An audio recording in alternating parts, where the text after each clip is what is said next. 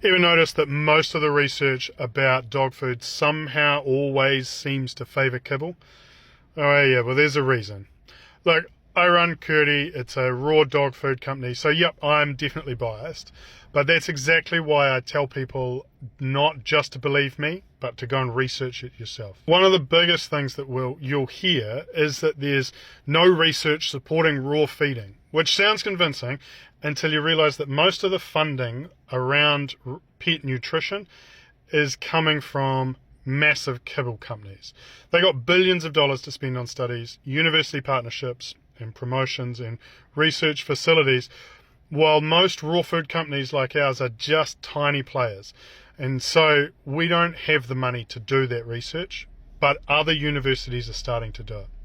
But when people start researching raw feeding, they'll start asking some uncomfortable questions like why their dog's food can sit on a shelf for 2 years and still be considered healthy. Or the real problem for kibble companies is that raw feeding reminds people of something simple, that dogs evolved eating fresh food and not ultra-processed biscuits. I'm not saying that raw is the only option. I'm just saying do the research yourself and look at the ingredients and look at the studies and see how your dog responds. If you feed kibble right now, I'm curious, have you actually researched raw feeding? Comment raw if you have, or kibble if you haven't yet, and follow along for more conversations about raw feeding for your dog.